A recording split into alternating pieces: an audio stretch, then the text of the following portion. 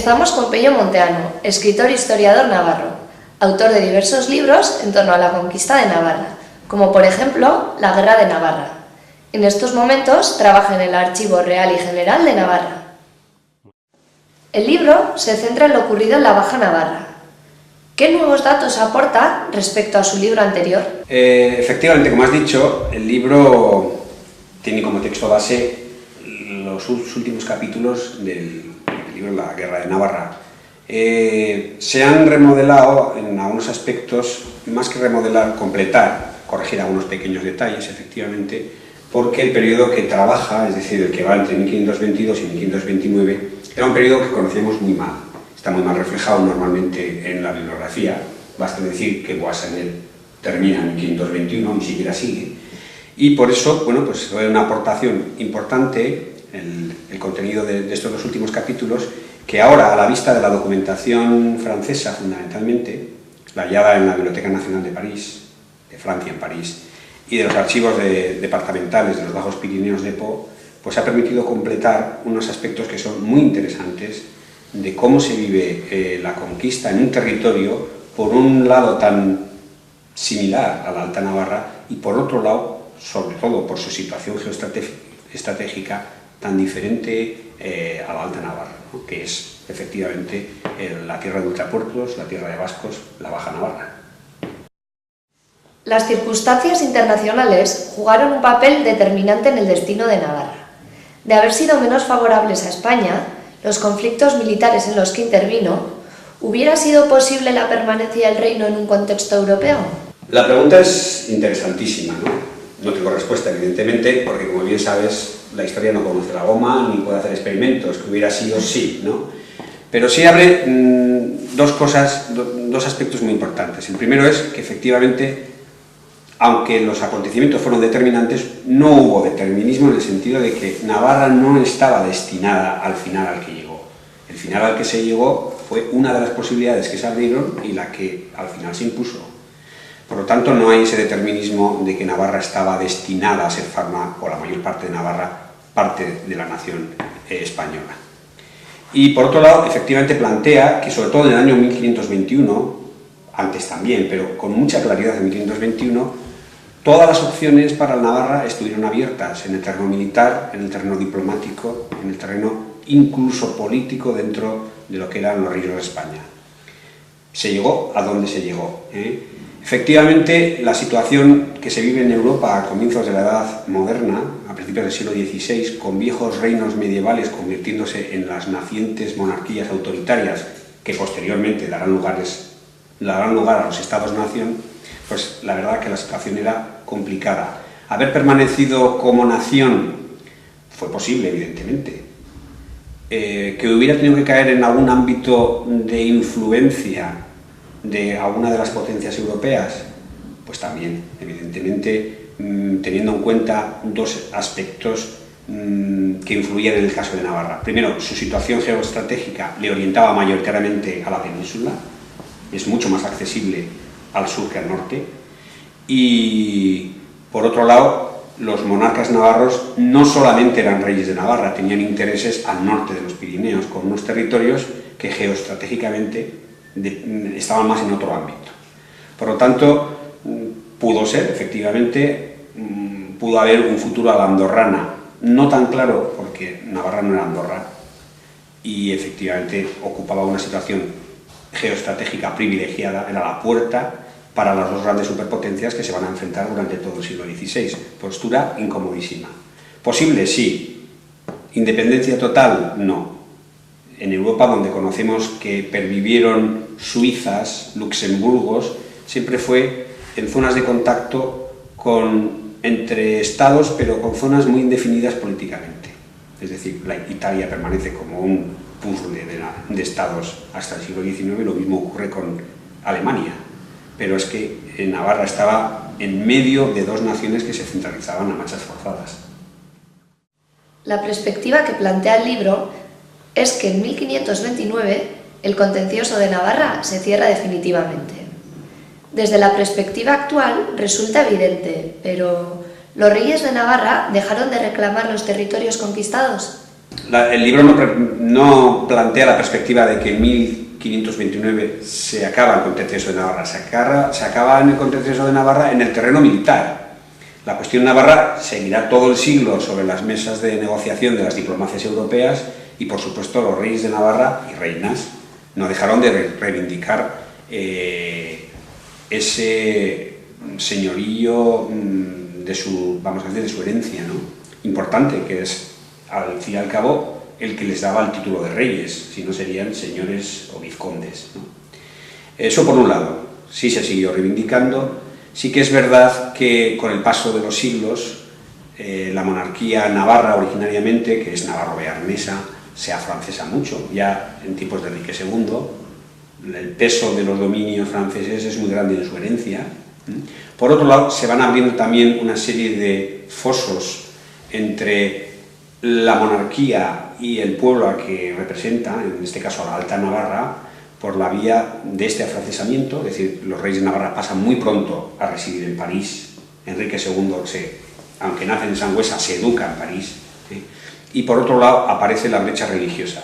La adopción del protestantismo, el calvinismo en concreto, por los Albret, por los Labri, hace que en este periodo, además del siglo XVI, de cierto integrismo religioso ligado a Trento, a la lucha entre el mundo protestante y el mundo católico, se abra una brecha que tal vez no abrió la cuestión política. Es decir, se desafectó el pueblo navarro, el Alto Navarro, de sus reyes, más por la diferencia, por la lejanía y por la diferencia religiosa que por cuestiones meramente políticas. Por lo tanto, ese derecho dinástico, conforme nos vamos alejando del siglo XVI, va diciendo a la gente menos todavía. Y hoy mismo, pues nadie en Navarra, por muy navarrista que sea, basaría los derechos de los Albret en un derecho dinástico, cuando ahora, bueno, yo creo que es de dominio general, está ampliamente extendido el concepto de soberanía popular. El pueblo elige a sus gobernantes, nadie tiene derecho de herencia sobre nada, ¿no? ¿Por qué la mayor parte de la historiografía oficial dan como últimos reyes de Navarra a Juan y Catalina y no a Enrique III, que lo mantuvo sin integrarlo en Francia? Efectivamente, la mayor parte de la historiografía oficial, porque yo he visto, sobre todo en forma de póster, la transmisión de la corona navarra hasta Juan Carlos I. Pero sí es verdad que la historiografía oficial y hasta cierto punto la no oficial, pues da por terminado la existencia como reino independiente, pues con Juan y Catalina, y ni siquiera con Enrique II, que aún estuvo en la liza, que más con Enrique III, con su nieto, ¿no? Hasta cierto punto hay dos cosas que lo explican aunque no lo justifiquen. Uno es, efectivamente, a partir de entonces ni la Baja Navarra ni la Alta Navarra fueron unos reinos con una estructura estatal completa. Por lo tanto, puede entenderse que los últimos reyes de Navarra independiente sean Juan y Catalina, porque tanto en el sur, donde sí es un reino estructuralmente, pero un reino casi de política interior, como en el norte, que es al quedarse el 10% solo del territorio y de la población aún algo más, pues se vuelve como muy bearnés y con un foco ya muy parisino, muy metido en la política francesa, pues no hay una estructura estatal como la previa. Por otro lado, otra explicación es que las historias se han ido haciendo en el marco de estructuras estatales posteriores. Por lo tanto, es lógico que a este lado de los Pirineos, no digo yo que inicuamente, pero sí es lógico que se entienda por Navarra la Alta Navarra, porque es la que, si se escribe la historia en el marco español para justificar, que esa es una de las funciones de la historia que ha tenido la situación actual, pues se concentre en la gran parte de Navarra que quedó unida a la corona española y lo otro quede como algo residual. Como digo, la parte norte, efectivamente, hasta Enrique III permanece como reino per se, pero son unos reyes, y hay que admitirlo, que ya son muy franceses. Enrique II ha nacido en Sangüesa, sus hermanas, incluso su hija, pues puede tener cierta nostalgia de un país que conocieron pero en su niñez nada más, pero ya no lo han vuelto a ver, y qué decir después de 3 o 4 generaciones. Al final, el título de Navarra es el que les da el título de rey, pero esa Navarra les queda muy lejos en lo físico en lo geográfico quiero decir, y en lo emocional. Cuenta que el regente Ercilla propuso crear una chancillería con el Reino de Navarra, más los actuales territorios de la Comunidad Autónoma Vasca, poniendo al frente de la misma al obispo de Pamplona. Si esta propuesta hubiese salido adelante, hoy no existiría la división Comunidad Foral Navarra-Comunidad Autónoma Vasca, teniendo Navarra un peso institucional mucho mayor para plantear sus reivindicaciones frente al Estado. Efectivamente, el proyecto que presenta Fortún García de Ercilla, que es un bernearra, un vizcaíno que ejerce el cargo de regente, es decir, una de las mayores autoridades después del virrey, la mayor, en el Reino de Navarra, para insertar mejor Navarra en la corona de Castilla, es de lo más interesante y una de las grandes aportaciones del libro, porque no se conoce. ¿Por qué es tan importante? Bueno, primero, porque como proyecto político, muestra que la idea no es tan reciente. Estamos hablando del día después de la conquista de Navarra. Y por otro lado, muestra que efectivamente las bases en las que actualmente se sustentan algunas propuestas políticas ya se percibían en el siglo XVI, si quieres, no con la misma intensidad y con las mismas consecuencias, pero efectivamente Fortún García de Ercilla, cuando formula al emperador y parece ser que viaja a Flandes a exponerle su proyecto, ve es que hay una comunidad cultural a la que hay que darle una conformación política, en estos casos una chancillería, es una jurisdicción judicial gubernativa que exigiría que Guipúzcoa, Vizcaya y Álava se segregaran de la de Valladolid, que es de la que dependían, pues muestra que efectivamente, aunque sea con un fin utilitario, que es anclar mejor Navarra en la corona de Castilla, bueno, pues le da unas bases de comunidad cultural que él percibía como vascohablante y además de una gran formación intelectual, y por otro lado, soportando esa comunidad cultural, unas estructuras políticas mucho más desarrolladas en Navarra, efectivamente, en este momento, pero también por la vía de juntas generales y de sistemas forales muy similares en los territorios de la actual Comunidad Autónoma Vasca, que eran Castilla, pero que era una Castilla muy especial. Entonces, por ese lado, es importante, si hubiera prosperado, porque parece ser que Fortún García de Ercilla también sondeó cuál era la opinión del partido beamontés navarro, y por supuesto también sondeó Guipúzcoa y Vizcaya, si coincidían en esa perspectiva, no sabemos si sí o si no, él alude a una serie de informes que no han llegado a nosotros.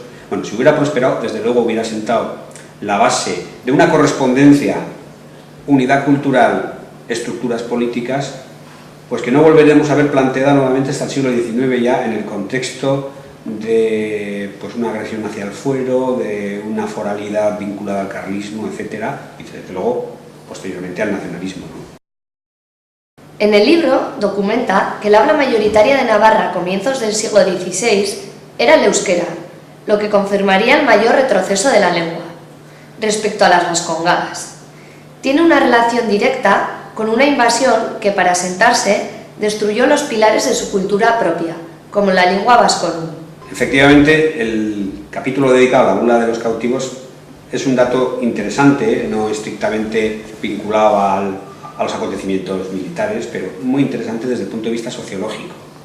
Bueno, la bula de los cautivos lo que nos proporciona, para que nos entienda el oyente, es para predicar una bula que estaba destinada a la recaudación de dinero, pues se divide Navarra, por primera vez lo vemos, entre una tierra vascongada y una tierra romanzada, dependiendo de la lengua predominante en cada zona.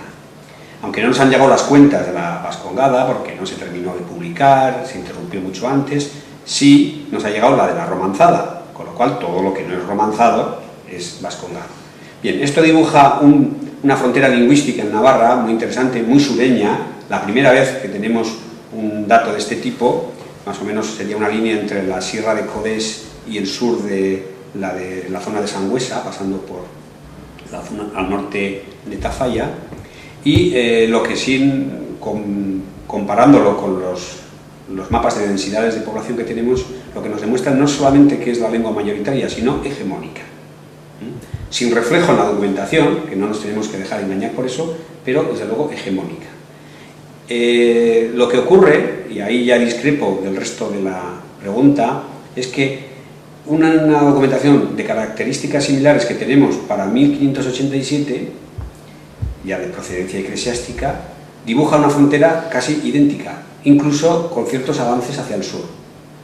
Quiero decir que no respaldo la teoría del etnocidio en términos de conquista. La conquista en gran parte se hizo militarmente por soldados vascongados. Muchos de los cargos políticos que aparecen como castellanos o guipuzcoanos, empezando por el propio Fortún García de Ercilla, son vascohablantes, proceden de territorios vascos de la Corona de Castilla, y en el siglo XVI, en un concepto de monarquía multinacional, que era el Imperio Español, más parecido a la Unión Europea actual que a la España actual, pues no se conciben ideas de este tipo de colonialismo cultural, salvo en determinados intelectuales, como puede ser Nebrija y algún otro. Por lo tanto, no hubo en los primeros siglos un objetivo cultural. No lo había en los territorios vascos de la Corona de Castilla y no se aplicó en Navarra. El deterioro del euskera, porque hay que decir que el euskera parece tan fuerte en el siglo XVII como en el siglo XV, no se resiente, a pesar del prestigio que tuvo las lenguas no vascas en el territorio, pero ya lo tuvo también durante la Navarra independiente. Los jarrí nunca utilizaron el euskera en la administración, ni los ebré, ni los capetos, ni nadie. Es decir, el euskera no pasó de una situación privilegiada como lengua nacional a no serla. Siguió más o menos lo mismo e incluso yo diría que avanzó en los primeros siglos después de la conquista. El problema, y con esto termino, viene más en el siglo XVIII con los Borbones, que son descendientes de los reyes destronados de Navarra, y con su ideal ilustrado de unificar, de hacer coincidir en las naciones lengua, religión y monarquía.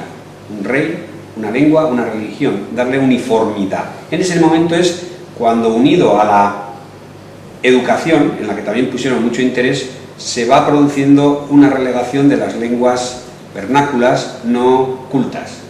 Y vemos, y es ya del siglo XVIII, mandatos en los que se prohíbe publicar en euskera, donde se desaconseja estudiar en euskera, o donde hay mucha más presión acerca de la educación, que en este caso es castellanización.